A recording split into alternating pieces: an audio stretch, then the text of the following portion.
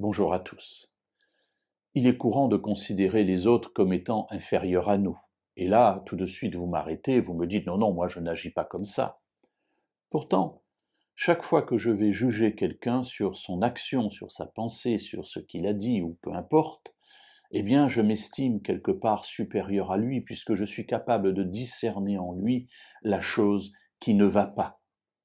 Et c'est ce que nous dit l'apôtre Paul dans sa lettre aux Romains au chapitre 14 et aux versets 10 et 11. Il nous interpelle en disant « Mais toi, pourquoi juges-tu ton frère ? Ou toi, pourquoi méprises-tu ton frère ? Nous comparaîtrons tous devant le tribunal de Dieu, car il est écrit « Je suis vivant, dit le Seigneur, tout genou fléchira devant moi, et toute langue donnera gloire à Dieu. » Alors voilà ce questionnement que Paul nous adresse. Pourquoi juges-tu ton frère ? Pourquoi méprises-tu ton frère ?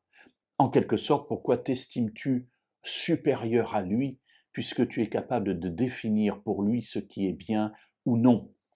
Connais-tu ses motivations ? Connais-tu sa vie qui l'a amené à être ou à faire ce qu'il a fait ou ce qu'il est ?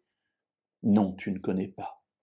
Et c'est pour cela que dans la Bible, le jugement est réservé à Dieu. Nous pouvons parfois juger un acte, mais là encore, il faut souvent faire très attention. Mais juger les personnes, nous n'en sommes pas capables, et ça n'est pas notre rôle. Ici, l'apôtre Paul nous dit bien, nous comparaîtrons tous devant le tribunal de Dieu.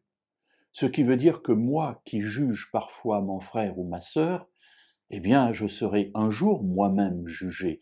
Puis-je me tenir devant le tribunal de Dieu en disant que je n'ai pas de difficulté, que je n'ai pas de problème, que je suis exempt de toute faute, de toute déviation dans ma vie ?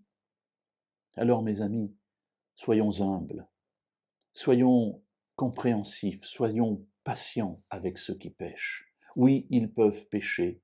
On peut le voir parfois de manière très claire, mais ne les jugeons pas. Soyons pour eux comme Jésus l'a été pour tous les pécheurs, au contraire, eh bien quelqu'un sur lequel ils peuvent s'appuyer pour redresser leur vie et avancer sur le chemin de Dieu.